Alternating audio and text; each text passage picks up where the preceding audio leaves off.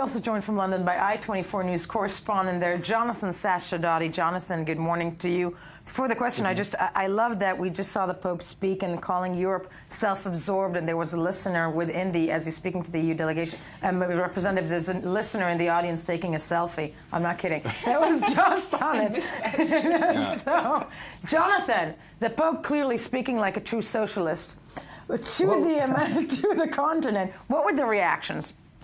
Because this is a big finger wagging. Well, it's pretty huge. I mean, this is the first visit from a pope for about a quarter of a century to the European Parliament. And, of course, he is the first non-European pope for 13 centuries. So when he came there to say what he did, we can't really ignore how strongly he said it. Grandmother, no longer fertile or vibrant, aloof, engaged in laying down rules, perceived as insensitive to individuals, downright harmful, rather selfish lifestyle, opulence, this from a pope who has himself given up opulence, no longer sustainable, indifferent to the world around us, consumption of unity and uniformity that strikes at the democratic system. I mean, could he have said anything worse? I don't know. No, so yeah, but not. He did. You know what he said? He basically said, "You guys are a bunch of pencil pushers, and great bureaucrats, and all these rules and regulations have nothing to do with people." Did you see the look on Renzi's face there? The Italian sitting He's there. like, I mean, fascinating stuff. And first to you, Jonathan, I'm wondering, first of all, the reactions in the European media to it. Was there a reaction already, and what are people saying about this? Clearly, the Pope, who can say whatever he wants, but what was the reaction in the UK to begin with? Well, before we even think about that, just look at the reaction that happened there. They all stood up and applauded him. Yeah. He's gone all the way over there to tell them how lousy they are and the project that they're overseeing is failing so terribly, and he got a standing ovation. I think that tells us everything we need to know. Now, we then look at some of the reactions here, and we see Nigel Farage, the MEP from the UK, the leader of the United Kingdom Independence Party, who, by the way, their sole purpose is to get rid of the European Union, or certainly to get Britain out of it, said he is a with-it, up-to-date Pope, he said. He said that Europe is about different families of peoples, plural, not singular, making it clear that the idea of a unified European state wasn't even desirable.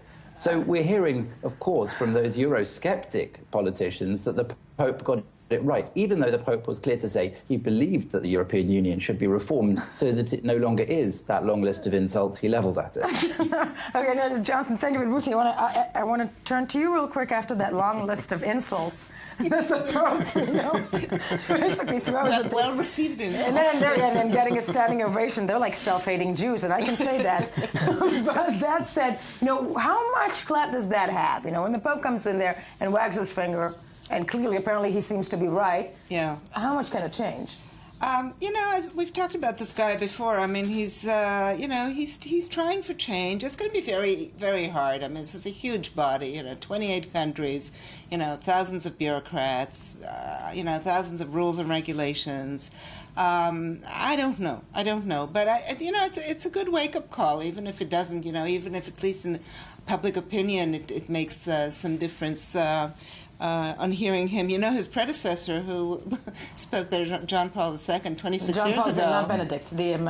He called this place, the EU, a beacon of civilization. So this is quite a contrast. And I didn't know that. Yeah. And so, he's. I think. But in the context of the Cold War as well. It was just at the end, right? At the end. That's correct. That's the beacon of civilization. Right. But then, but look at what happened to him since then and right now. I mean, that list of insults is amazing. Sadly, all the time we have a Jonathan Sacerdoti. I don't feel that way about you, even if the Pope says that about Europe. Don't worry. Thank you for joining us this morning. And, of course, Ruthie Sinai, as always, Tony Grant. When we get back, and it's not just Jonathan Sacerdoti did not have a mustache because it's Movember, but it is the Movember month 2014, and men around the globe grow their mustaches as part of raising awareness to the health risks men face.